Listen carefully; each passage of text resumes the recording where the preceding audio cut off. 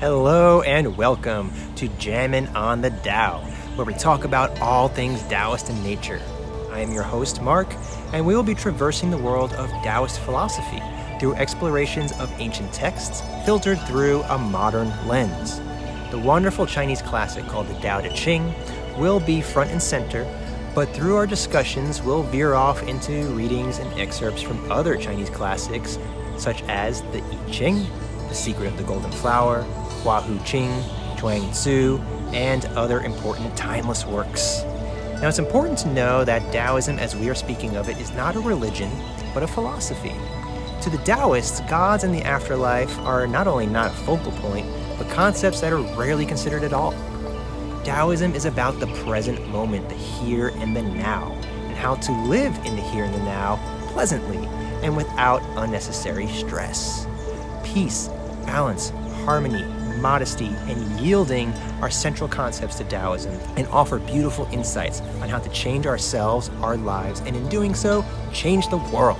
Taoist philosophies and principles pursue eternal nature, aiming to invigorate the body with life force, seeking clarity and focus to arrive at the profound state of oneness. This state resonates deeply with the Tao, the very fabric of all existence.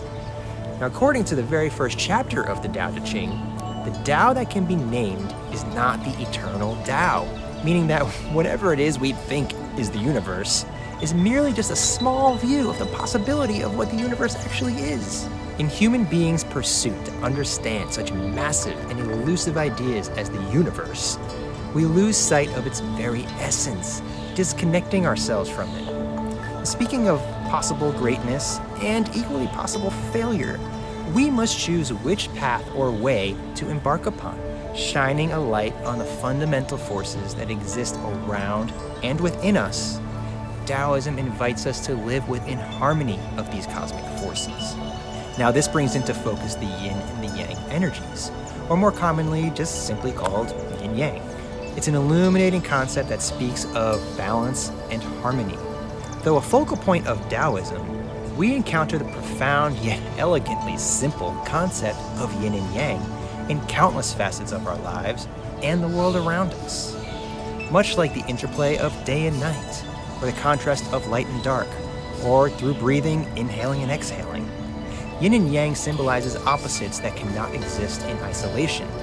They are two parts of one whole, harmonizing in perfect balance. Consider for a moment some variations of dueling yet harmonious examples, such as, like I mentioned, light and dark, day and night, but also masculine and feminine, hard and soft, engaged and relaxed. When you begin to see how these ideas permeate our existence, you can gain a greater awareness of how the universe exists, which can in turn expand your awareness to how tragically out of balance our current world is. Through these readings and discussions, we'll weave in our interpretations, ideas, experiences, and wishes, bridging the gap between Eastern philosophies and Western realities. The goal of this series is not to deliver scholarly explanations or translations, but rather to provide down-to-earth observations and humble opinions through our lenses, and to have a little fun doing it. So we hope you enjoy the series and invite everyone who chooses to watch to take part in the discussions as well in the comments, so we can all be jamming on the Tao.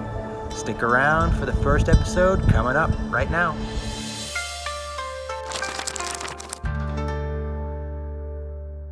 Hey everyone, what's up? We are reading today the Tao Te Ching. It's a wonderful ancient philosophical Chinese text that is just so timeless.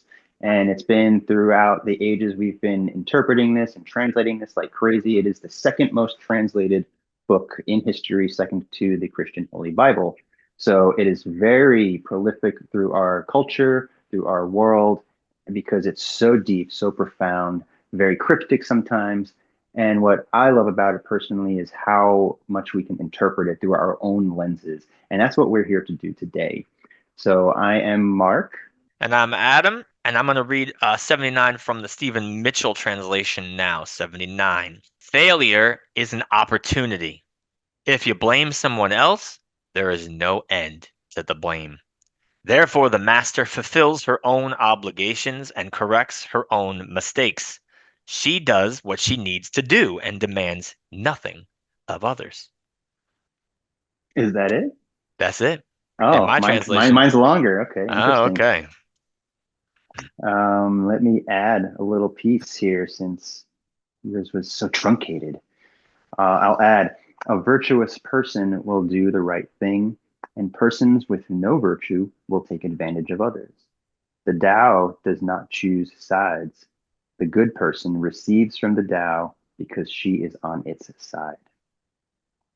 Hmm. So just a little bit extra there. Uh, so reread that first part from yours. Yeah, they're kind of interesting because they're actually quite different.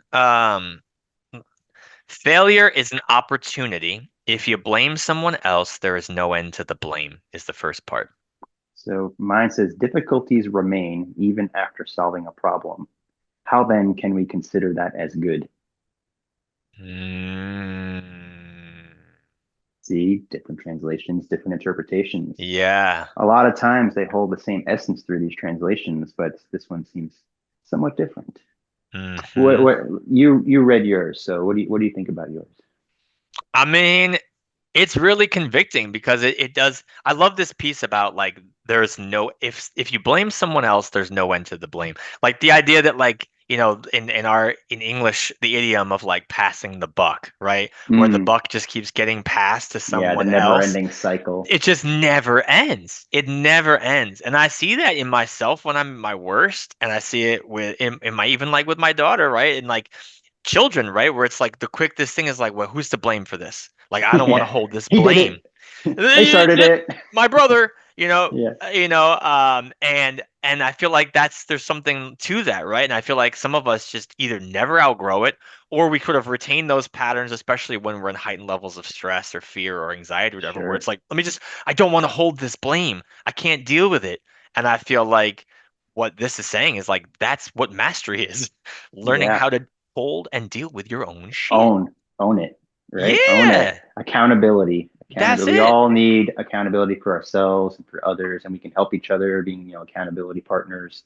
That's And it. that's a huge component that a lot of us don't learn growing up, like you said, as Yeah. kids, where we're often they started it, he did that, it wasn't me, Yes. trying to get out of getting in trouble because that's the model that's been created Yes. as kids is you do something bad, you Yes. go in the timeout, you go in the corner and think about what you've done. But rather than Yes. having a real dialogue, talking to kids, depending on Yes. the age, I guess, like talking to kids in more of an adult manner Yep. and talking about the choices. Yep. Why did you make that choice? Yep. And what can we learn from this experience? Yeah. That's where true accountability comes from, and the ability to not keep on skirting the blame, but to own the blame and Yeah. then understand how to rectify that, or at best to learn from it. Right? That's the key. Learning is the failure. Really, Yoda said it, right? Yeah. Failure. How did he say it in his Yoda speak? Failure is the greatest teacher is failure. No, I don't know. I'll have to look that one up. I'll insert that in. The greatest teacher failure is. But no, I agree with you completely. And like, yeah, I feel like it runs counter to our culture, right? Because this is one of the things, and you see it in like better, newer versions of parenting where they're really trying to build kids' resilience to failure and Mm, like reframing failure, but that's not what our culture does, right? We kind of come down hard on people who fail, and then like not to like get political, but like the whole like idea of like cancel culture and these kinds of things where there's these dynamics where people feel like if it's a one-time thing, like if you did something bad, then you're bad. Like this mm, sort of like we don't know how to embrace failure, and like you said, accept the invitation for like more awareness as to like what was going on here, like what was happening. And we might find that like, yeah, we don't need like we can shoulder the blame and take accountability, but we might find like, oh, this is because I was stressed out, I was tired, like I spoke outside of myself. mhm. Okay, now Or we even in know. a deeper level, it could be because of traumas that you've experienced that Exactly, are exactly. perpetuating into Yes, the energetic sphere that you're not really yes, aware of.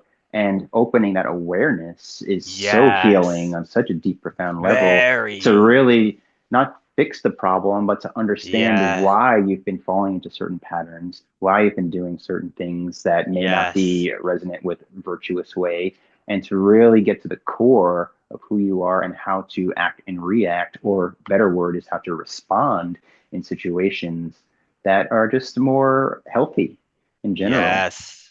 And dealing Yes. with those traumas is a big step in that direction. It is. And if you miss and if you ignore the triggers or just sort of shirk the blame, you miss the opportunity to go in and see what's Hmm. there. And it says in my version, therefore the master does what she knows is right and makes no demands of others. So Mm-hmm. that's that owning, right? Just own Mm-hmm. who you are, take that Mm-hmm. accountability, do what you believe is virtuous, because we all Mm-hmm. have different lenses. There's no necessarily objective right or wrong in some degrees, perhaps, but overall, different cultures, different religions, different upbringings have a different lens and different perspectives of what is right, what is not right. But when you are authentic in yourself and Mm-hmm. you are having ultimately good intentions for yourself, Mm-hmm. for the world, for others, just be who you are and don't expect anything from others. Just be you. Be Mm-hmm. you. Mm-hmm. And if you don't like it, well, maybe that's because of your stuff that's going on. Mm-hmm. Take a look at you. I'm taking a look at me. Are you taking a look at you? Mm. That part. Hmm. Well, we'd love to hear what you think. So tell us what you think in the comments. If you agree, disagree, have something else we didn't think of, we'd love to hear it. Thank you very much. And until then, be well and keep on flowing. Mm.